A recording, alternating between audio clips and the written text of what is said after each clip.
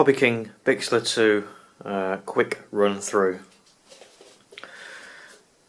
As you can see, she's ready made up, and I will run through some of the changes that I've made to it, which has made it slightly better than a stock setup.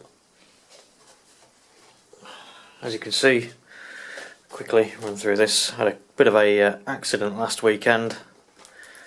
I think I was showing off a little bit too much, and a bit of a tip stall. Dug it into the ground, ripped the wing off, but nothing that a bit of Gorilla Glue and some glass fibre reinforced tape can't fix. I'll go through some of the simple stuff. I've put mylar tape, black mylar tape, on the underside of the fuselage and the wings so that it can be seen better at distance. You can see I've put the flap servos in, which aid greatly when gliding and also coming into land. Helps reduce speed considerably. We have a nice recess for the JP Energe Pro 50 amp, and this one has a 5 amp S-spec. Because I'm using more than standard servos, decided to go for a 5 amp switched Beck electronic speed controller mounted outside of the fuselage so that it stays nice and cool. I pulled out the original motor mount and put in a small part CNC. You can see there, Turnigy 1400 kV motor, and that currently is swinging an 8x4E, which is an APC pusher prop, which works very nicely. Does look a little bit unsightly due to the Gorilla Glue, but I can assure you she flies extremely well. I've also taped up the nose as well, just for a bit of reinforcement. I haven't nosed her into the ground yet, I have no intentions of doing so. And we've also got some Velcro on the top for where I mount the Mobius cams. Okay, so one of the things you'll note about the Bixler2 is if you do remove the wings, when you're putting the wings back in and you're having to thread the servo wires in and out, it can be a royal pain in the arse. So what I've done is made a little hatch, and it enables you to pull the cables through nice and easily. If you can get hold of some either masking tape or a label printer, do label your servo wires, because it takes the guesswork out of which servos you're hooking up. Here you can see I've done RA for right aileron, I've also done RF for right flap, LF for left flap, and LA for left aileron. That just pops back in there, closes up nicely. I've replaced the 6mm hollow carbon fibre wing spar for a 6mm solid carbon fibre wing spar, and that has stiffened up the wings greatly. So when you're going into a full wide open throttle dive and you want to pull out at the last minutes, the wings don't fold.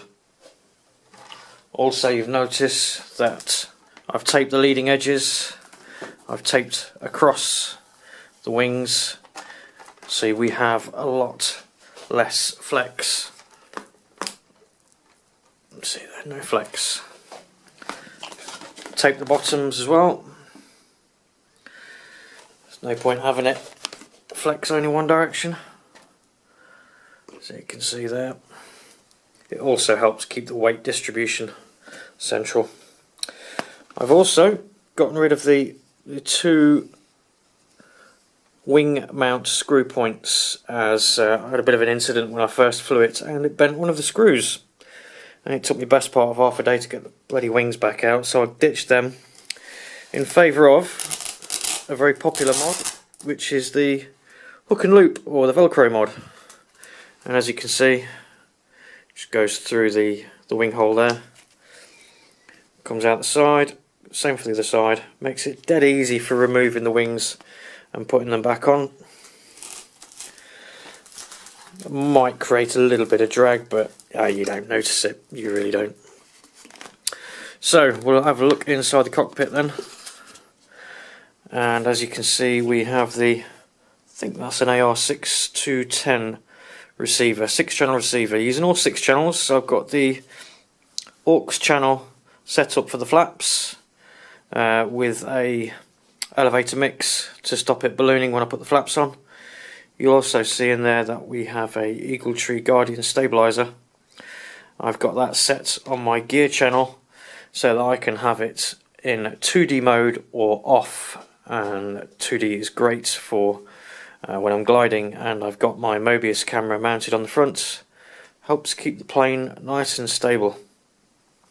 Aside from that, do invest in a $2 LiPo alarm. Don't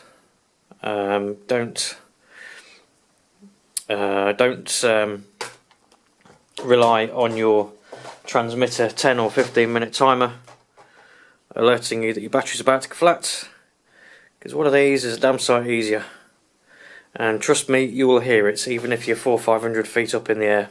Just takes the guessing work out of it. And that is pretty much it. Nothing really else to add to it that I'll be doing. I will be changing the 1400 kV motor for a 1300 kV motor, which I've got coming very soon. This one, I believe the shaft is bent on it, so it vibrates quite considerably. I probably will change the 8x4E pusher prop for something like a 9x5, maybe a 9x6, depending on what the motor draw is like.